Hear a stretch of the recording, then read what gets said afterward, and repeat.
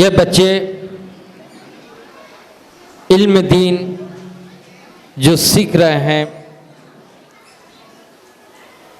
उसके लिए माँ बाप को भी कोशिश होना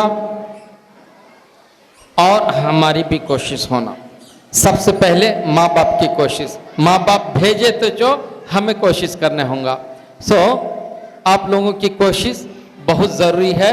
अल्हम्दुलिल्लाह अब आपके सामने 5 मिनट बयान करने आ रहे हैं हज़रत मोहम्मद इसराइल साहब रिज़वी। तआला फिल कुरानिल मजीद वल फुरकानिल हमीद। इक़रा बिस्मि रब्बिकल लज़ी खलक़। सदक़ल्लाहु मौलाना अज़ीम व सदक़ रसूलुहुन नबियुल अमीनुल मतीनुल करीम व नहनु अला ज़ालिका लमिनश शाहिदीन व शाकिरीन वल्हम्दुलिल्लाहि रब्बिल आलमीन।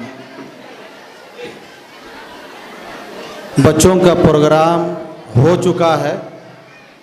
अब बच्चों को थोड़ी देर के बाद प्राइज़ दिया जाएगा। आप हजरात जितनी भी माँ बहनें हैं, जितने लोग भी आए हुए हैं, उन तमाम लोगों से मेरी गुजारिश है कि थोड़ा सा खामोश रहें आप लोग और तवज्जो के साथ कुछ दीन की बातें सुन लें।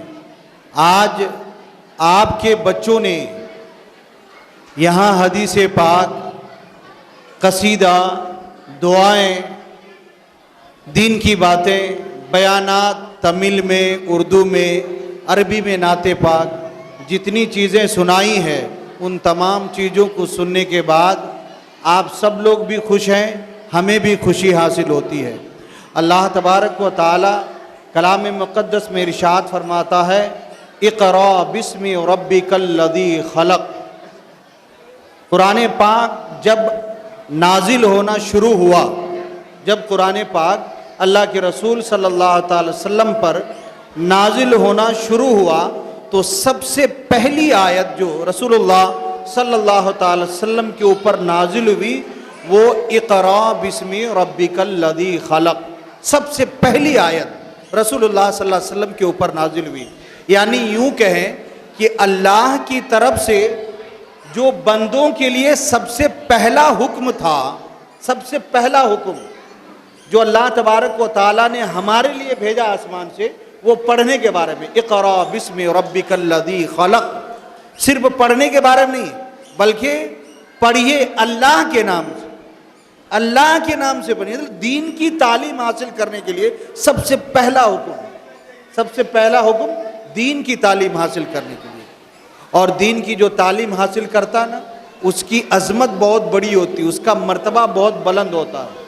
रसूलुल्लाह सल्लल्लाहु अलैहि वसल्लम इरशाद फरमाते हैं कि जब कोई दीन की तालीम हासिल करने के लिए सफ़र करता है, चलता है, मकतब की तरफ जाता है या मदरसे की तरफ जाता है या किसी उस्ताद के पास दीन की तालीम हासिल करने के लिए वो जाता है, तो फरिश्ते अपने पैरों को उसके कदम के नीचे बिछा दिया करते हैं, वो आराम से जाता है। ये आपके बच्चे आज नाते पाक पढ़ रहे हैं, दुआ पढ़ रहे हैं, कसीदा पढ़ रहे हैं। मिसाल के तौर पे एक बच्चा खाने की दुआ पढ़ता है, बिस्मिल्लाहि व अला बरकतिल्लाह। जब वो खाने की दुआ सीख कर जाता है ना मदरसे से, जब वो सीख कर जाता है तो बुलंद आवाज़ से जब घर में अपनी दुआ पढ़ता है खाने से पहले, तो माँ भी सुन करके उसको पढ़ती है। उस दुआ को सुनने के बाद उसका बाप भी पढ़ता है। उस दुआ को सुनने के बाद जितने लोग घर, और ये चीज़ें स्कूलों में, कॉलेजों में नहीं सिखाया जाता है। आज हम अपने बच्चों को इंग्लिश मीडियम से पढ़ाते हैं। 20,000, 25,000, 50,000, लाखों रुपए डोनेशन दे करके हमारा बच्चा RAT rat, CAT cat, DOG dog, कुत्ता बिल्ली चूहा यही सीख कर आता है, यही सीखता है। लेकिन सिर्फ और सिर्फ 100 रुपये, 50 रुपये, और बहुत सी जगह तो मस्जिदों में फ्री तालीम दी जाती है।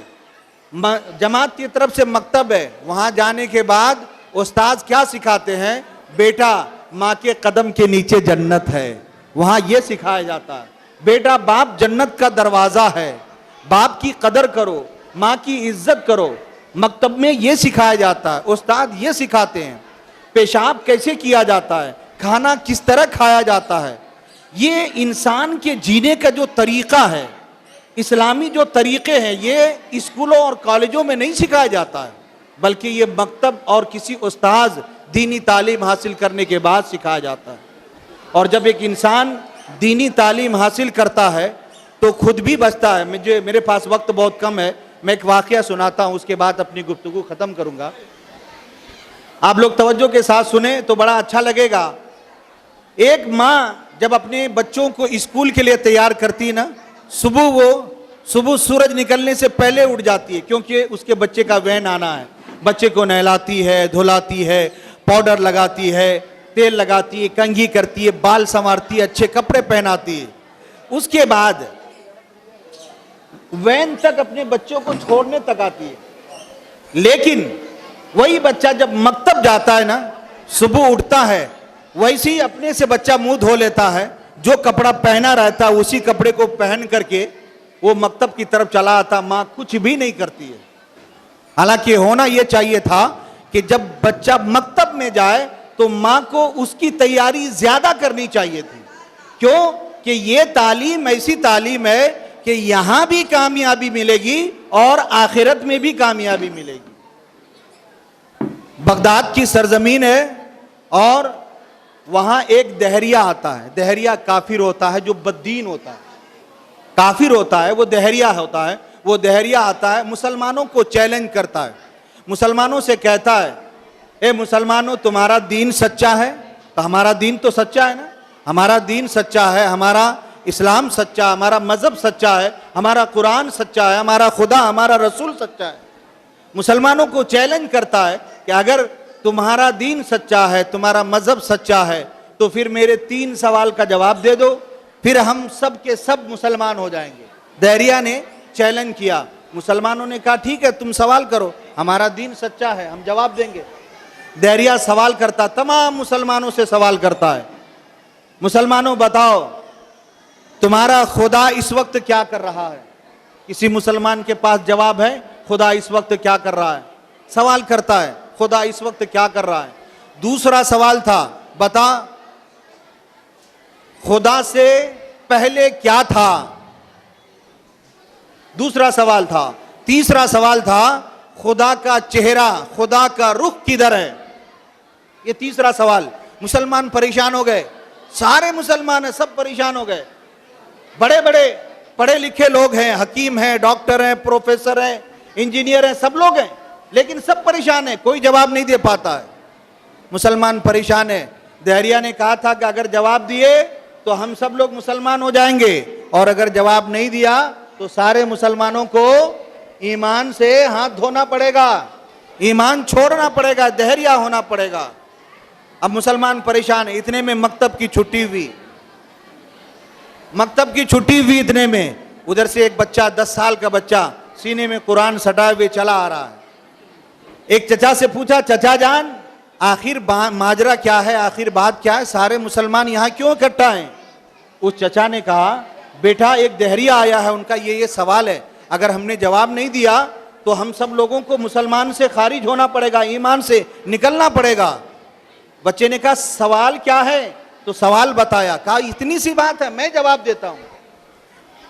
चचा जान उस बच्चे को गोद में उठाया, दहरिया के करीब लेकर गया। दहरिया से पूछा, दहरिया तेरा सवाल क्या है? कहा तू जवाब देगा? कहा हाँ मैं जवाब दूंगा। कहा तू छोटा सा है, इतना छोटा बच्चा जवाब देगा? कहा हाँ जवाब दूंगा मैं। दहरिया ने सवाल किया, बता खुदा इस वक्त क्या कर रहा है? उस बच्चे ने कहा पहले तू नीचे आ, मुझे ऊपर बैठने दे। दहरिया ऊपर बैठा हुआ था, चेयर पे या ऊंची जगह पे।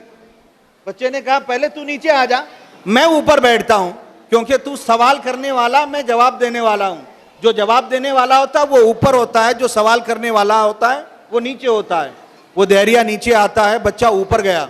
जाने के बाद कहा दूसरा सवाल कर। दहरिया ने पूछा, हाँ बेटा पहले सवाल का जवाब तो दे दे। कहा इतना समझ में नहीं आया, अल्लाह तबारक व तआला यही तो कर रहा है, तू जैसे बड़े आदमी को ऊंची जगह से नीचे कर रहा है, मुझ जैसे छोटे बच्चे को ऊपर बिठा रहा है, अल्लाह यही तो कर रहा है। दहरिया हक्का बक्का रह गया, सोचने में पड़ गया। दूसरा सवाल, खुदा से पहले क्या था? बच्चे ने कहा गिनती गिन ले। गिनती गिनना शुरू किया, 1 2 3 4 5 6 7 8 9 10। वहां बगदाद की जबान अरबी है, अरबी में उन्होंने गिनती करी, 10 तक पहुंचा। बच्चे ने कहा बस अब उल्टी गिनती गिनो, 10 9 8 7 1 तक आया। दहरिया रुक गया, कहा 1 से पहले क्या है?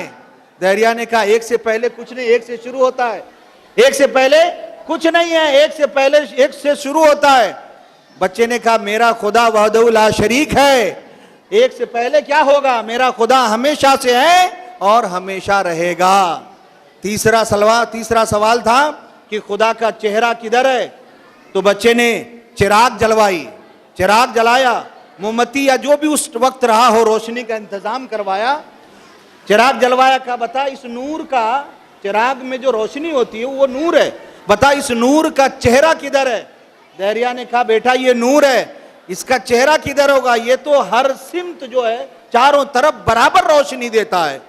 तो बच्चे ने कहा मेरा खुदा तो नूरुन अला नूर है, तो फिर मेरा खुदा का चेहरा किधर होगा? अरे वो हर तरफ बराबर देखता है, किसी का चेहरा अल्लाह का के लिए चेहरा बोलना ही गलत है।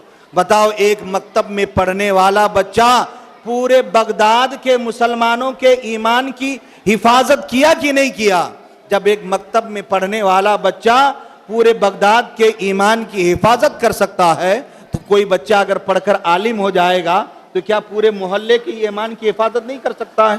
जरूर करेगा। इसलिए अपने बच्चों को मकतब की भी तालीम दीजिए, कुरान की तालीम दीजिए, ताकि जब हमारा इंतकाल हो जाए तो कम से कम हमारे लिए कुरान पाक पढ़कर इसाले सवाब तो कर सके, वो कम से कम हमारे लिए कुरान की तिलावतें तो कर सके।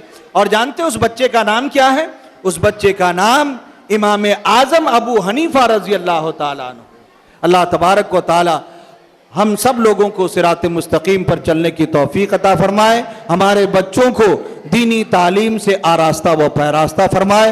व आखिरु दावाना अनिल हम्दुलिल्लाहि रब्बिल आलमीन। अस्सलामु अलैकुम व रहमतुल्लाहि व बरकातुहू। सुभान अल्लाह, माशा